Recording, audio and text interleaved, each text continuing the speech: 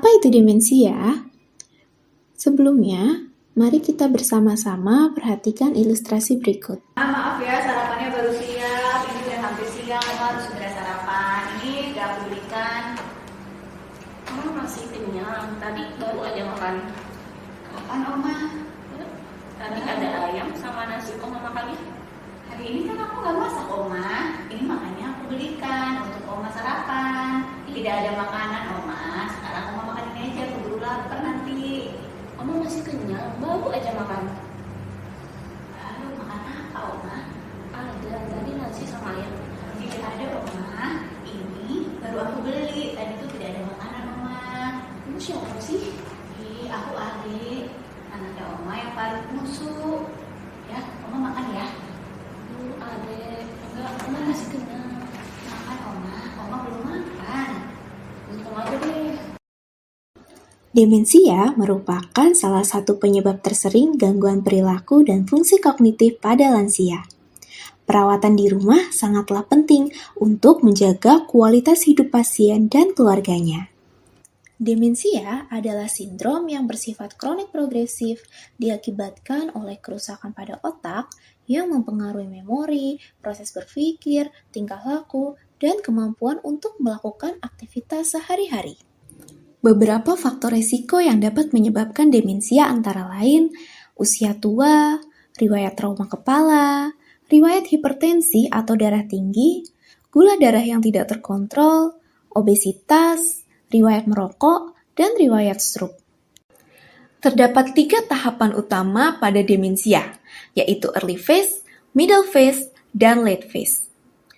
Pada tahap awal atau early phase, gejala demensia mirip seperti gejala usia tua normal pada umumnya, yaitu mudah lupa, disorientasi, sulit menemukan kalimat yang tepat, adanya perubahan mood, dan sulit menyelesaikan pekerjaan rumah yang kompleks. Pada tahap kedua atau middle phase, gejala-gejala ini semakin jelas terlihat. Contohnya, semakin sering lupa, semakin sering membutuhkan bantuan untuk menyelesaikan suatu pekerjaan, semakin mudah berubah moodnya, kemudian mungkin juga tidak mengenali anggota keluarganya sendiri, atau tidak mengenali benda-benda miliknya yang familiar. Pada tahap ini, lansia menjadi lebih bergantung kepada caregiver-nya. Pada tahap akhir demensia atau late phase, lansia akan sepenuhnya bergantung kepada caregiver. Pada tahap ini, lansia mungkin akan mengalami gangguan mobilitas atau ambulasi, kemudian gangguan komunikasi, gangguan makan, dan adanya perburukan kondisi pada kesehatannya. Mini Mental State Examination atau MMSE adalah alat screening sederhana untuk menilai fungsi kognitif. Pemeriksa menanyakan hal-hal seperti orientasi waktu dan tempat, mengingat kata, berhitung sederhana, dan menulis kalimat. Skor maksimalnya adalah 30. Apabila skor kurang dari 24, maka menunjukkan adanya gangguan kognitif. Pada kasus ini, skor Oma kurang dari 24. Maka dari itu, kader merekomendasikan agar Oma dilakukan pemeriksaan ke dokter. Dokter lantas melakukan pemeriksaan menyeluruh kepada Oma. Setelah menegakkan diagnosis, dokter lantas memberikan edukasi kepada caregiver dan Oma. Untuk bisa merawat lansia dengan demensia, caregiver harus memulai dengan menyayangi diri sendiri terlebih dahulu dengan cara menjaga kesehatan, melakukan refreshing, perawatan diri sendiri, dan juga olahraga serta istirahat yang cukup, dan melakukan pemeriksaan kesehatan diri sendiri yang teratur.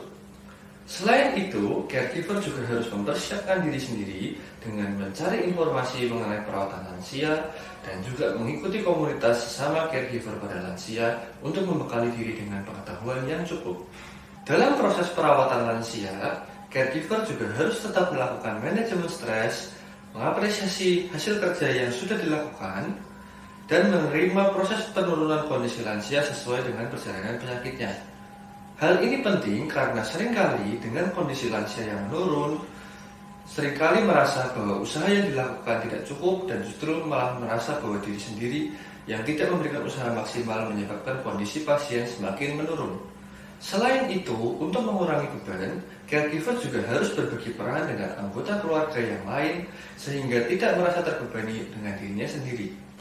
Selain mempersiapkan diri sendiri, caregiver juga harus mempersiapkan lansia dengan cara memastikan lansia yang dirawat memiliki asuransi kesehatan dan juga menyimpan riwayat pemeriksaan dan dokumentasi pemeriksaan lansia dengan baik dan benar sehingga dapat digunakan untuk konsultasi dokter pada kunjungan selanjutnya.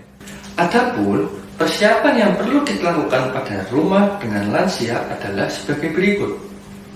Pertama, kita perlu mempersiapkan rumah untuk mengurangi risiko jatuh bagi lansia dengan cara menjaga lantai tetap bersih dan kering, menjaga agar pencahayaan tetap cukup di dalam ruangan, mengurangi kabel-kabel supaya tidak berseliweran dengan menggunakan penutup kabel, memberikan pegangan pada kamar mandi untuk membantu lansia saat masuk dan keluar dari kamar mandi, menggunakan warna yang kontras pada setiap ruangannya supaya ruangan dapat dikenali oleh lansia, serta meminimalisir sumber bising untuk mencegah lansia agar tidak kebingungan.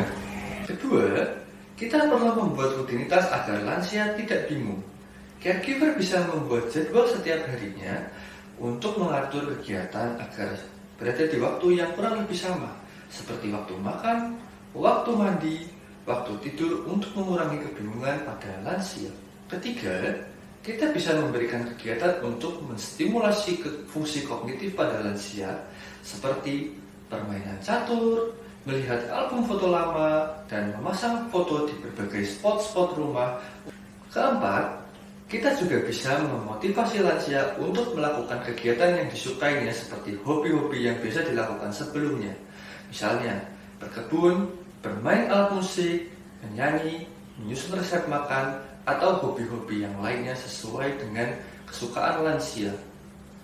Selain hobi, kita juga perlu menjaga kegiatan aktivitas fisik untuk menjaga kebugaran lansia, seperti lari pagi, jalan pagi, senam duduk, dan melakukan aktivitas peregangan.